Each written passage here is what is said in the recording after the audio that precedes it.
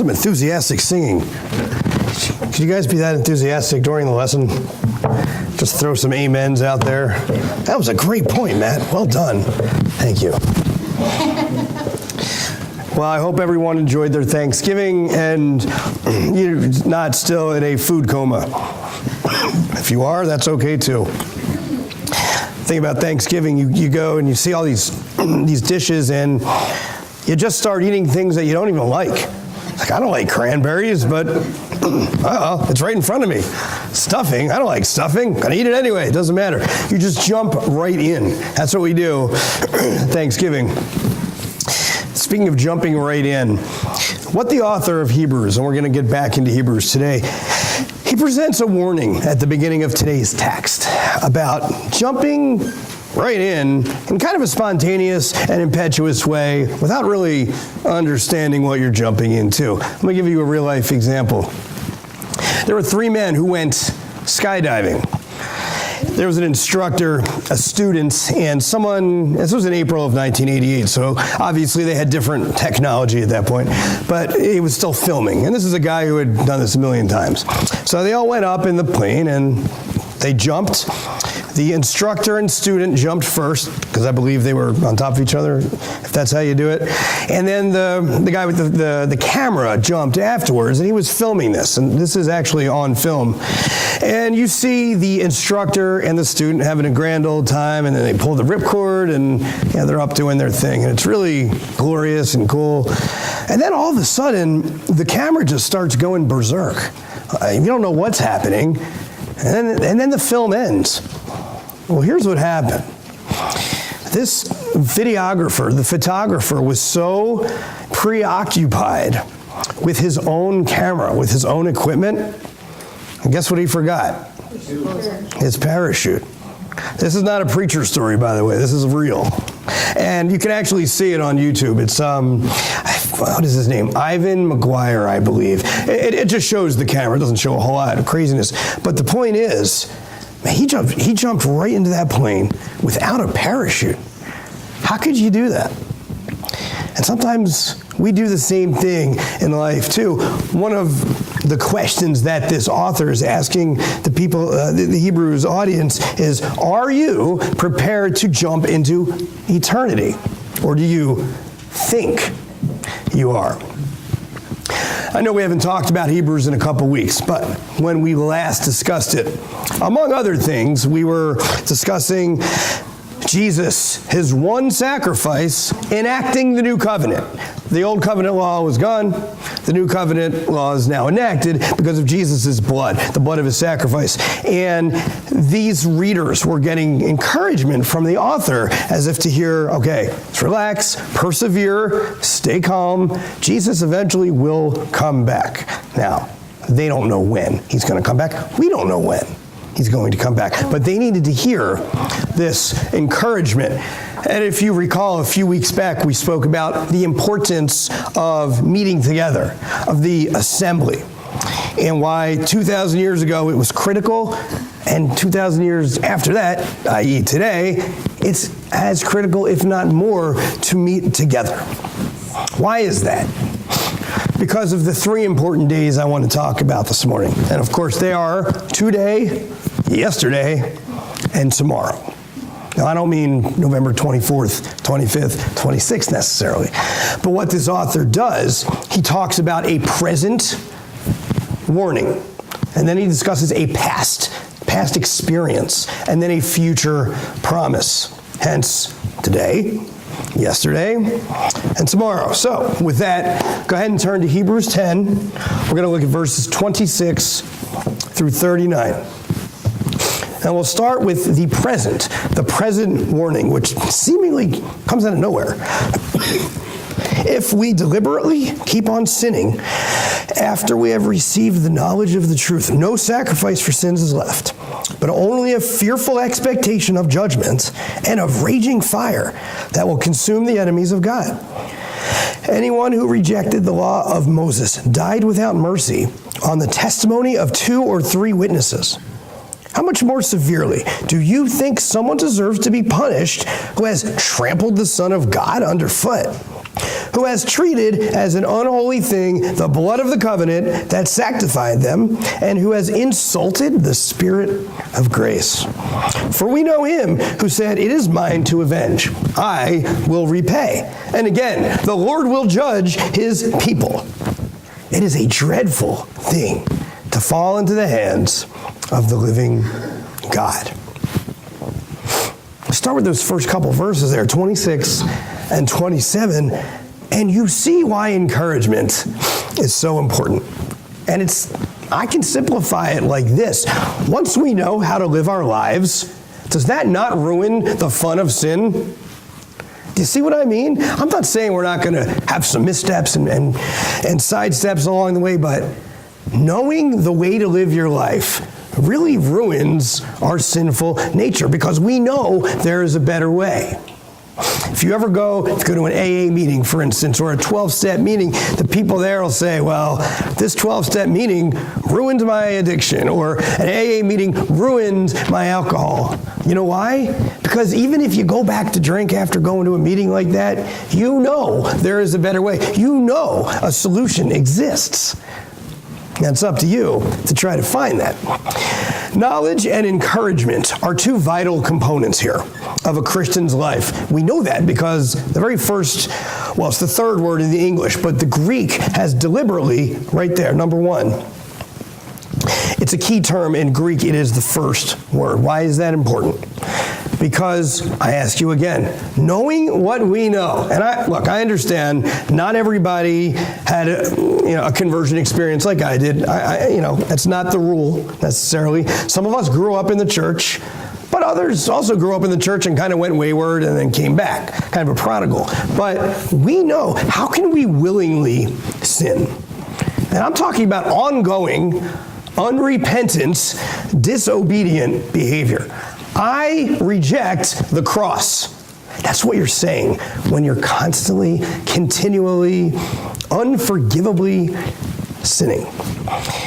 If the Spirit, capital S, is truly in us, we should never be comfortable sinning, right? The way I've put it in the past is my sinful behavior should make me want to throw up. Like, it really should, because of what it does, not to me, but what it does to God, what it does to the purpose of that cross. As Pastor Jeff Lassane says, God does not give us an open invitation to the throne room of heaven so that we can turn around and live like hell on earth. Sinful behavior. So maybe you're thinking, wow, Matt, you're kind of being hard on us. You're saying we can never sin again? Well, that's kind of not what I'm saying, right? We're talking about constant missteps. If you go out and say a word you're not supposed to say, or let pride get in the way, or accidentally go over the speed limit, I don't know if that's really that sinful, but that's not what we're talking about here. We all make mistakes along the way, but it's unrepentant. I mean, if it turns into a habit, let's say that, if you're living together before marriage, if you're having sex before marriage, this turns into a habit because you know, as Christians, there are other ways to live your life. If you struggle with pornography or with foul language or pride or lying, we know better than that, and therefore we're willfully living in unrepentant behavior. That's what this warning is all about. Jesus is not going to the cross again. You know this, right? This was a once and for all deal. It says it right there in 26, no sacrifice for sins is left. I mean, are these not terrifying words? God has this relentless pursuit, I would say, of not only rescuing us first, and then transforming us to be the best examples of Christian living we can possibly be. That can't happen if we're engaged in apostasy. Do you know what the word apostasy means? Almost sounds like a weird disease, right? Sorry, Mr. Wolf, you've been diagnosed with a rare form of apostasy. No, all it means is it's the rejection of the gospel by those who have already enjoyed the fruits of the gospel. Like these people, the Hebrews audience, they were walking back. They were falling away from their faith, knowing full well what it gave them. It's kind of like if you've spent time in prison, and hopefully no one in here has or will, and you finally get out after a few years, and freedom, it tastes so good. And then you say, I'm going to go back to prison. That's kind of like apostasy. It doesn't make sense, does it? Tom Long tells us that apostasy is to know full well where the next earthquake will be and to leave a kingdom that cannot be shaken to build one's life on the fault line. Apostasy is to have been a child in heavenly Jerusalem's palace, but to choose to leave home in order to be a slave in Sodom. Apostasy is to have been drawn by a strong cord into the lifeboat and then to jump back into the raging sea. In the case of apostasy, sin has tragic proportions and judgment is woven into the fabric of the choice. Now remember, this is a new covenant group. They already knew that there was a better way than the old because the author spent a few chapters talking to them about this. They had that knowledge, which is why, if you look closely at verse 28, the author, and remember, for Hebrews, who's the author of the letter? Well, we don't know. We don't know who it is. But he does point to the Old Testament, Deuteronomy 19:15. One witness is not enough to convict anyone accused of a crime or offense they may have committed. A matter must be established by the testimony of 2 or 3 witnesses.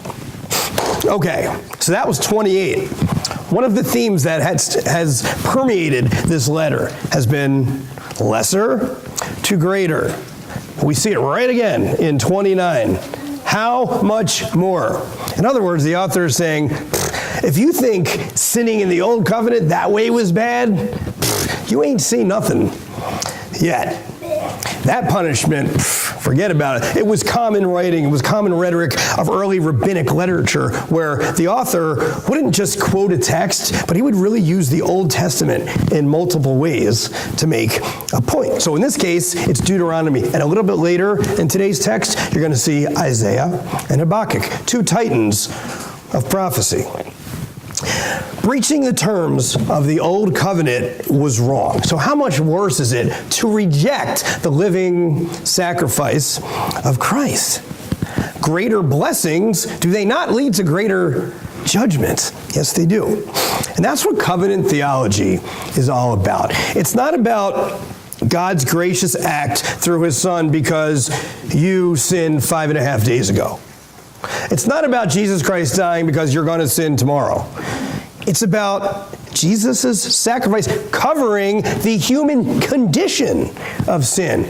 I'm not talking about 1, 2, 3 sins, the human fallen condition. That is why we needed the new covenant. That is covenant theology. There's going to be a few groups of 3, I'll say, moving forward. This first is a 3-fold indictment in today's text against willful, deliberate, ongoing sin, against ongoing behavior. Take a look at verse 29. We see trampled underfoot.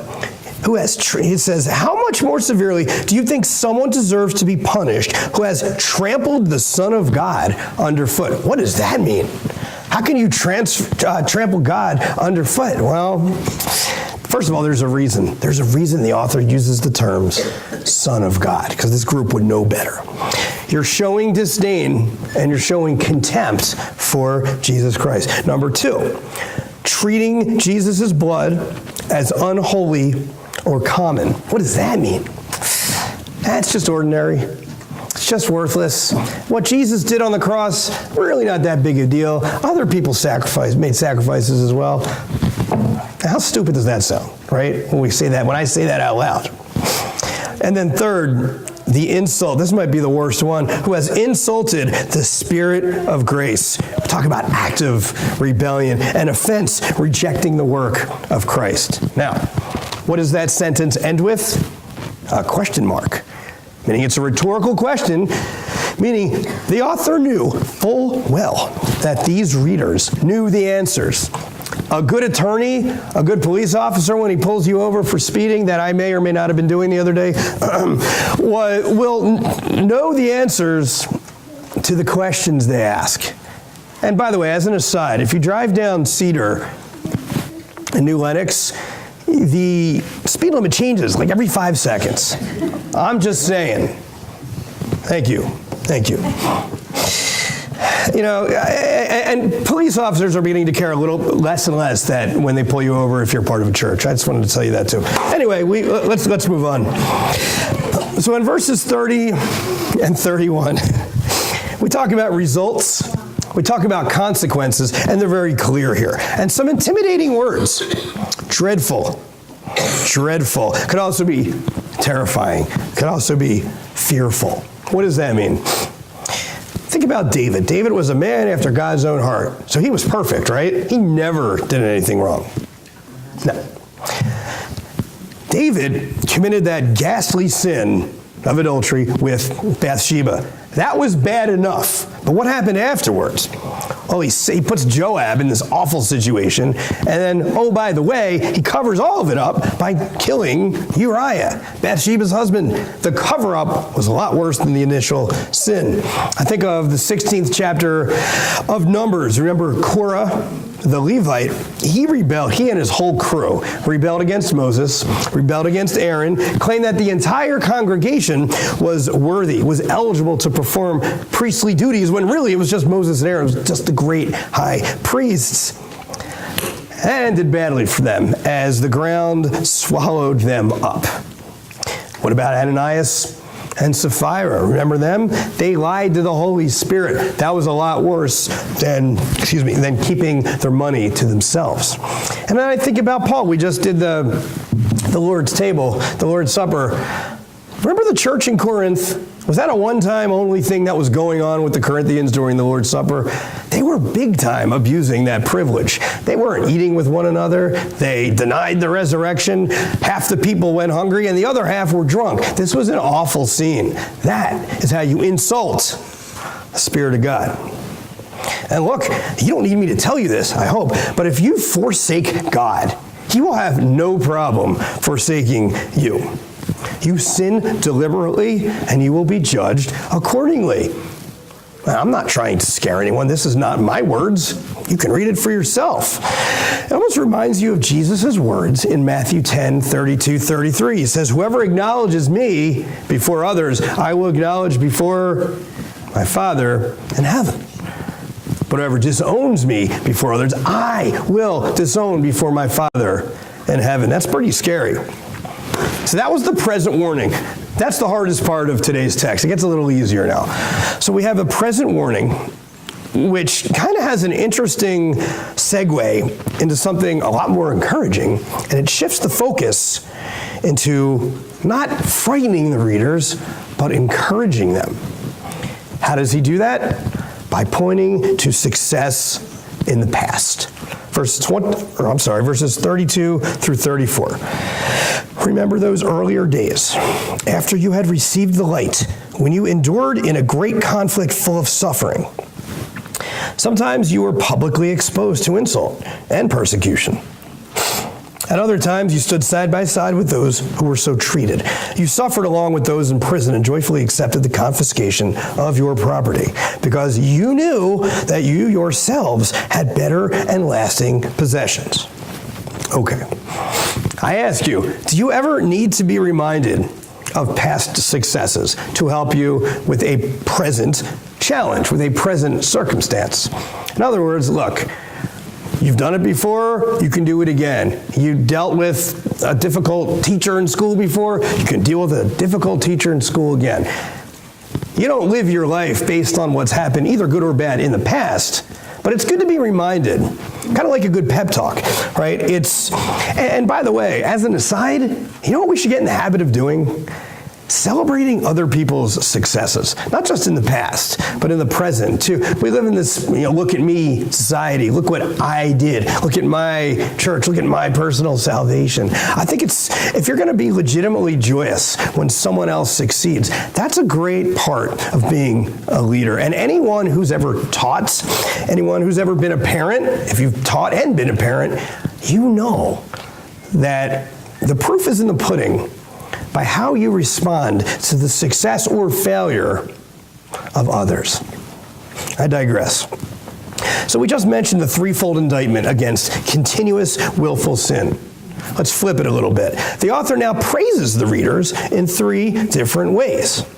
They endured through conflict. That's great. They stood strong during verbal abuse.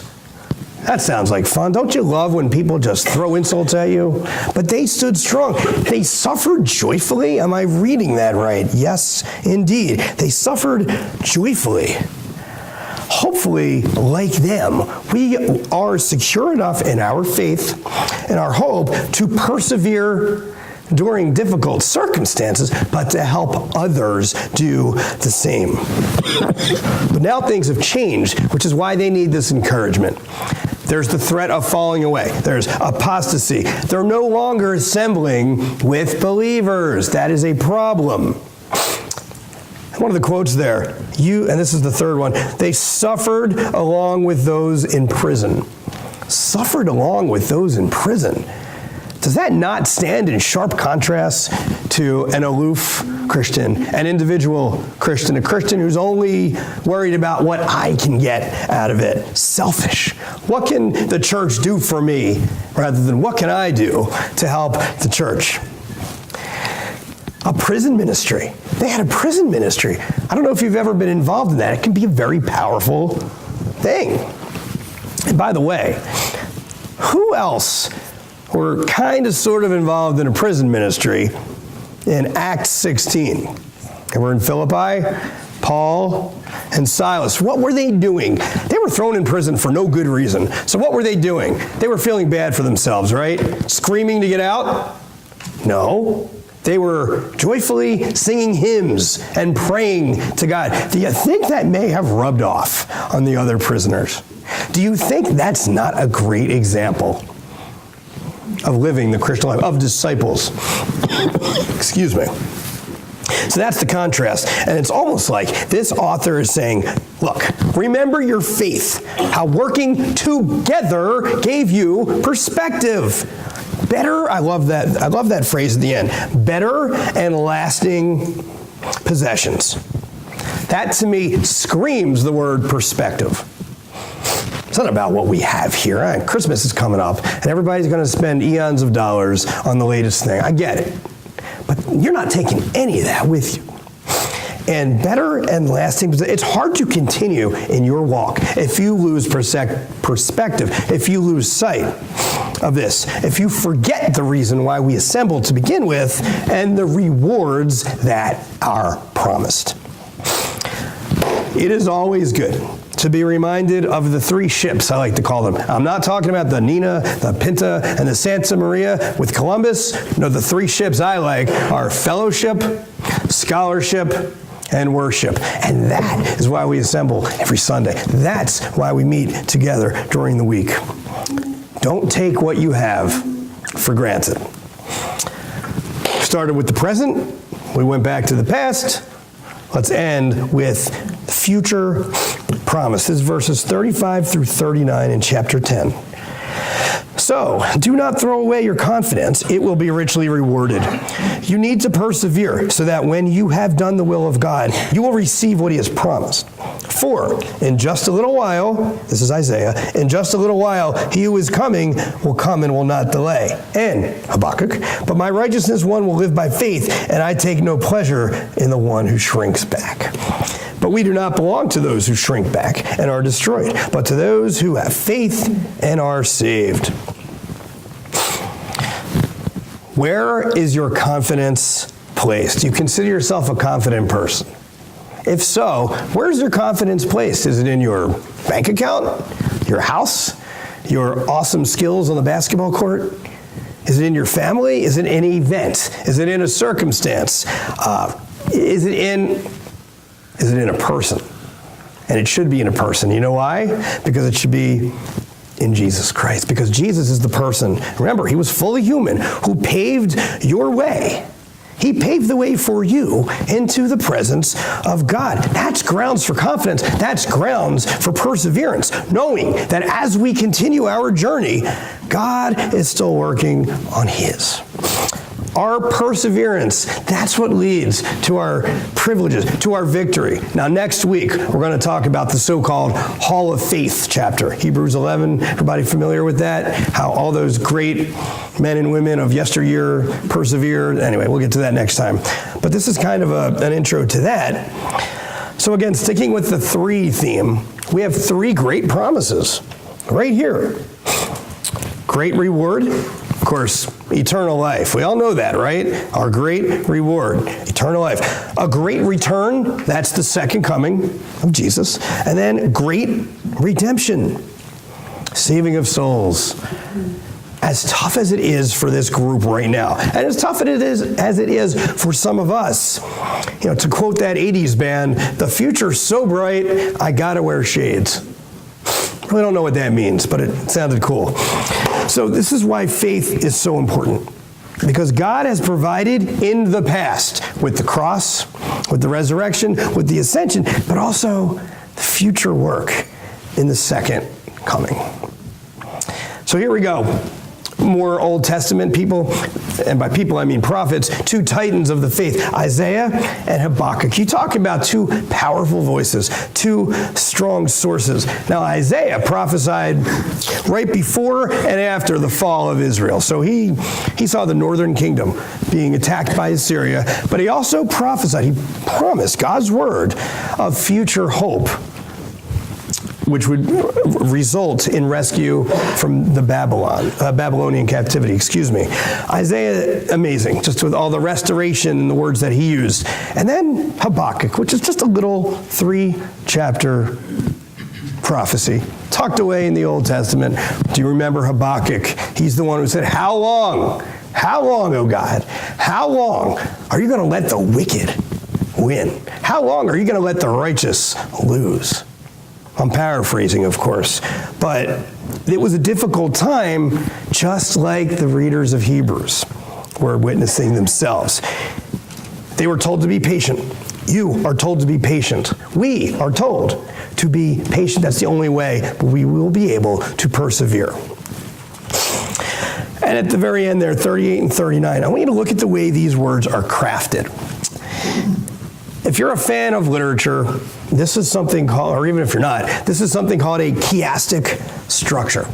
It's essentially a literary device where you say something and the words are repeated in reverse order, kind of like an A, B, B, A effect. A couple examples would be, don't sweat the petty things or pet the sweaty things. The right to bear arms is better than the right to arm bears. Never let a fool kiss you, or a kiss fool you. There you go. Got the kids excited now. But if you see there, look at 38, 39. Live by faith, not shrink back.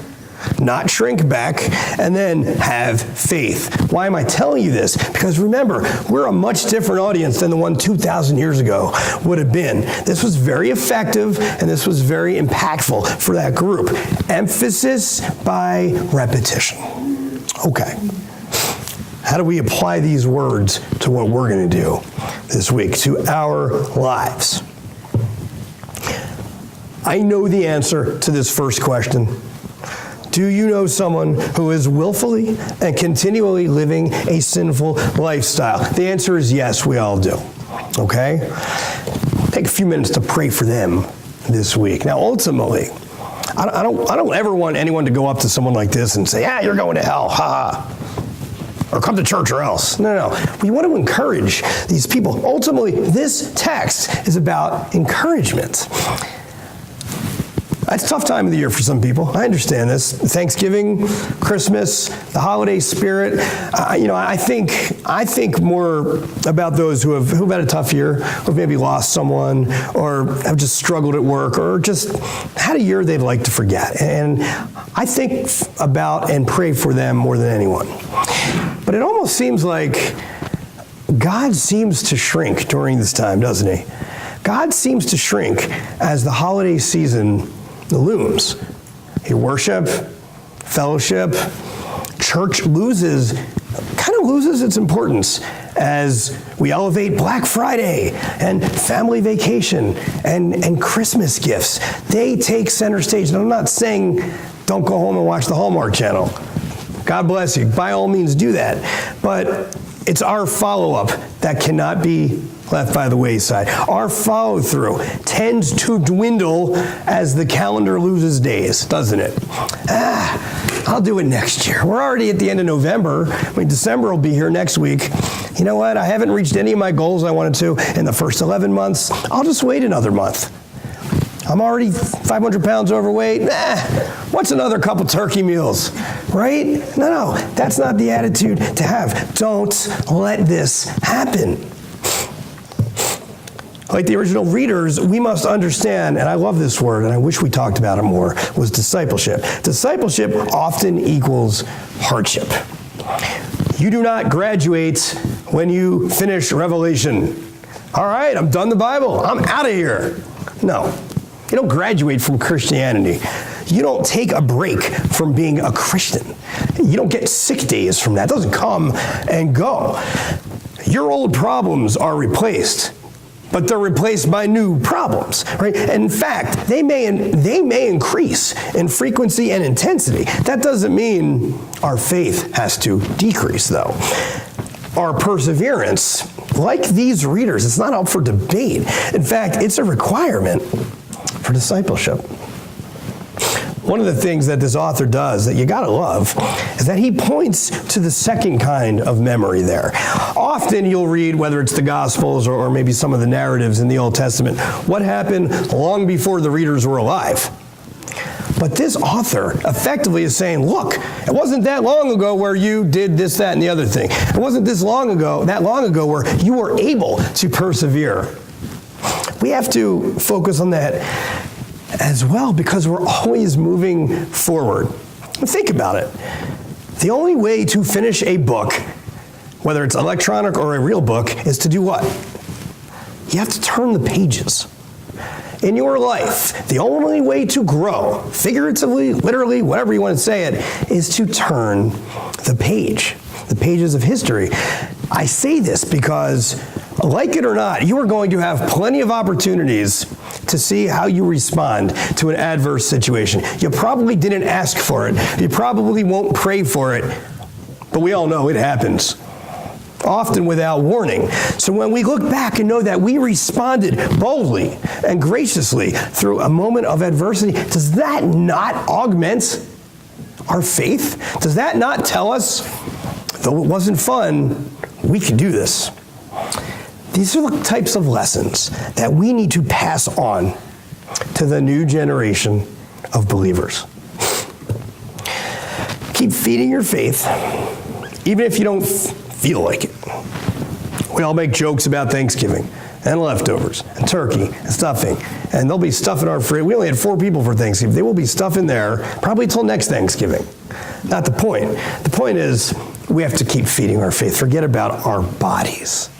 Because when we enter God's presence with confidence, we know that we're not doing that because, look at me, I'm great. No, we enter God's presence with confidence because He is great. God will finish His work. He will judge the wicked. He will redeem the righteous. He will. Hold on to that. Your present suffering might be unbearable. You might be having a difficult day. This might have been the worst week, the worst Thanksgiving in your life. I don't know. Maybe it was the best. But know this. Be patient and endure, because if nothing else, we know that as Christians, we possess a light of hope. And it's a light that will sustain us through the positives and through the negatives. The 3 most important days are today, yesterday, tomorrow. Remember the past, but don't feel the need to live in it. Don't feel the need to embrace it if you don't have to. Let God do that for you. Let God shape you, because we need to remember we're not defined by anything, whether it was good or bad, that happened to us in the past. We're not defined by an event that's going to happen tomorrow. How do we get our identity? through Jesus Christ. Those difficult moments, and I'm not going to name names, you know who you are if you've had tough times this year, if you've lost a loved one, or you're just going through the ringer. Those moments help us grow. Because whether we want to or not, you cannot stop. I haven't yet, if someone has, let me know, but I've not yet figured out a way to stop time, okay? You cannot alter time. The past will move inexorably into the present, and before you know it, the present's going to be the past, and then it'll be the future, and then we'll all be all confused. Do you see what I mean? The point is this. Take today, because today is all you got. You know this, right? What will our journey look like along each stop? How will we let each stop of this journey mold our faith? Are we going to allow external circumstances and people and opinions to tell us how we're going to live our lives? Or are we going to rely on the unchanging promise of God? We spoke a few weeks ago about the potent trio of faith, hope, and love. This is all throughout Hebrews. And one of the things I love about Hebrews is it's not an I thing, it's a we thing. How do we approach the throne of grace in faith, hope, and love? In closing, I ask, how can you continue your individual walk along your journey while helping your brother, while helping your sister along their walk? Look, hardships are going to rear their ugly heads. It happens. This original audience, they were going through their own, yet they were exhorted time and time again to rely on their faith, to continue their journey of faith. And we must do the same, folks, because I truly believe Satan cannot contend with a band of Christians working in concert to ensure that the Great Commission is fulfilled. And we can do that with our words, we can do that with our actions, and we can do that with our thoughts. If you have not yet made a decision to become a Christian, if you have not yet professed faith, not yet been baptized, maybe you're thinking, well, I got a lot to think about. It's a lot to digest. I haven't made up my mind. E. Stanley Jones once said, if you don't make up your mind, your unmade mind will unmake you. I'm not saying that to frighten everybody, please, but this is something you really need to consider, because you want to talk about a good gift in the holiday season? I think eternal life ranks number one. And with that, we'll stand and sing.